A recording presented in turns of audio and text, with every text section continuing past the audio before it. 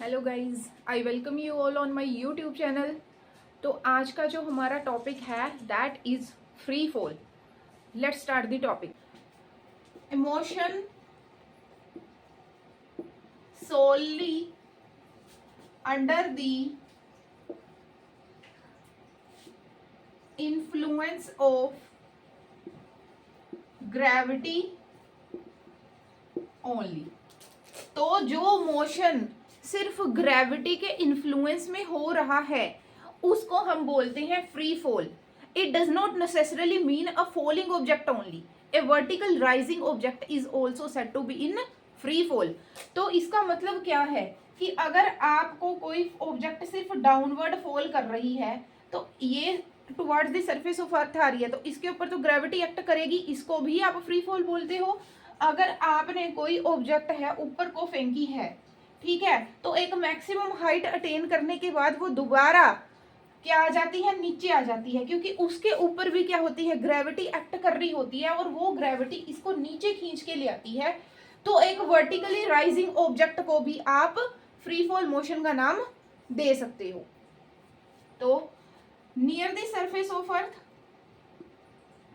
Near the surface of earth जो आपकी gravity की वैल्यू होती है that is 9.8 metre per second square.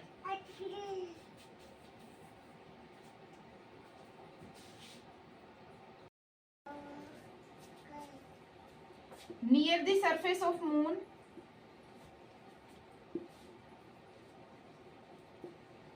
जो आपकी ग्रेविटी की वैल्यू होती है that is 1.7 metre per second square.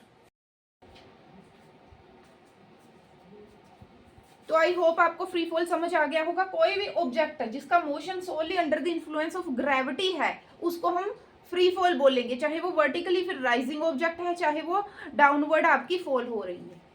ठीक है, अब हम इससे रिलेटेड न्यूमेरिकल कर लेते हैं ताकि ये हमें और भी अच्छे से कॉन्सेप्ट है जो समझ आ जाए। So guys, before going to numericals हमें पता होना चाहिए कि फ्री फॉल की इक्वेशंस क्या होती हैं। तो सबसे पहले हमने क्या पढ़ा था, मोशन की इक्वेशंस कौन सी थी, v is equal to u plus a t. दूसरी वाली इक्वेशंस कौन सी थी, s is equal to u t plus half a t square. तीसरी इक्वेशन कौन सी थी, v square minus u square is equal to 2as। ठीक है, इसमें क्या था, ये final velocity, initial velocity, a acceleration, s क्या था, डिस्टेंस। अब फ्री फॉल की इक्वेशंस में क्या चेंज हो जाएगा, v is equal to u plus g T.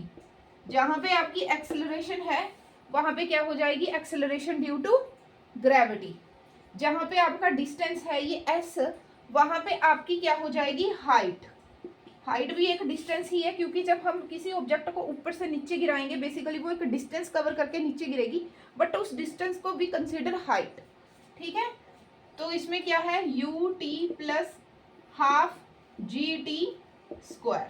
ठीक है, तो यहाँ पे क्या है, v square minus u square is equal to 2ah।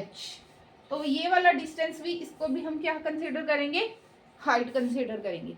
तो अब आई होप आपको फ्री फॉल की इक्वेशन समझ आ गई होंगी। अब हम चलते हैं न्यूमेरिकल्स की ओर। An object is dropped from the roof of a tower 10 metre high. एक ऑब्जेक्ट को ऊपर से फेंका गया है रूफ ऑफ द टावर से जिसकी हाइट है 10 metre. Calculate the time of fall and the speed with which it hits the ground. इन्होंने बोला है कि टाइम ऑफ फॉल बताइए, मतलब कि कितने समय में वो नीचे आ जाएगी और किस स्पीड से ग्राउंड को हिट करेगी। इसमें जो जी की वैल्यू है इन्होंने बोला है 10 मीटर पर सेकंड स्क्वायर लेनी है। अगर यहाँ पे क्वेश्चन में गिवन नहीं होगी तो आप खुद ही उसको 9.8 मीटर पर सेकंड एज्यूम करके चलोगे, अगर क्वेश्चन में गिवन है तो वो 10 ही लोगे। ठीक है, तो अब हमें पता है कि कौन सी इक्वेशन यहाँ पे लगेगी। देखो टाइम हमें नहीं पता इसमें, ठीक है, टाइम हमें पता करना है कि कितने टाइम में वो हिट करेगी ग्राउंड को, और स्पीड मतलब कि उसकी फाइनल वेलोसिटी क्या होएगी, फाइनल वेलोसिटी हमें पता करनी है, हमें नहीं पता, दो चीजें हमें नहीं पता। तो हमें कौन सी इक्वेशन मोशन लगा सकती हूँ, मोशन की इक्वेशन लगा सकती हूँ, तो बेसिकली मैं यही लगाऊंगी v square minus u square is equal to 2g s या 2g h। ठीक है, तो यहाँ पे मैं लिख देती हूँ h अच्छे से, यहाँ पे लगाऊंगी 2GH, क्योंकि v तो मुझे नहीं पता, ये लेकिन मेरे को u पता है। u कैसे पता है मेरे को? क्योंकि जो इनिशियल वेलोसिटी है वो पहले तो रेस्ट पे पड़ा होएगा कोई भी स्टोन, तो इनिशियल वेलोसिटी तो उसकी 0 होएगी, ठीक है।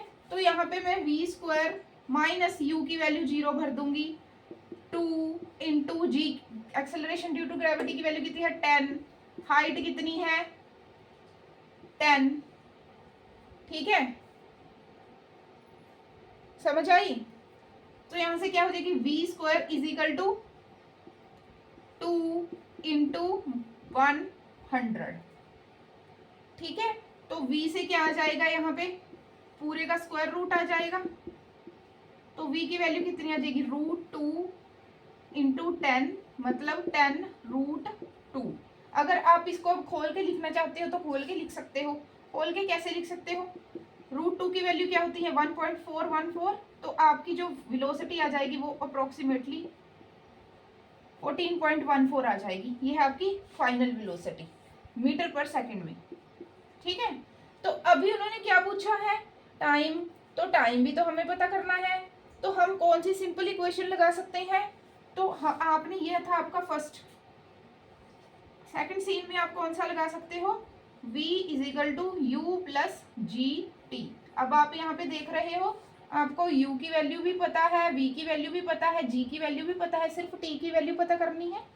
इस वाले सीन से मैं इस वाले फार्मूले से क्या निकाल सकती हूँ, टाइम निकाल सकती हूँ। तो क्या v minus u upon g is equal to time. तो v की वैल्यू कितनी है 14.14 माइनस 0 अपॉन जी की वैल्यू कितनी है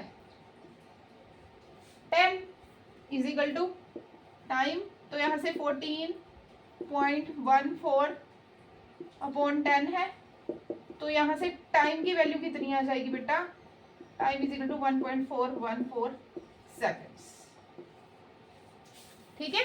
क्योंकि ये जो 2 zeros हैं अगर नीचे आ जाएंगे तो नीचे 1000 बन जाएगा, तो इसको डिवाइड करेंगे फिर पूरे फैक्टर को 1000 से, फिर ये 1.414 सेकेंड्स आपका आंसर आ जाएगा। आई होप आपको ये न्यूमेरिकल अच्छे से समझ आ गया होगा।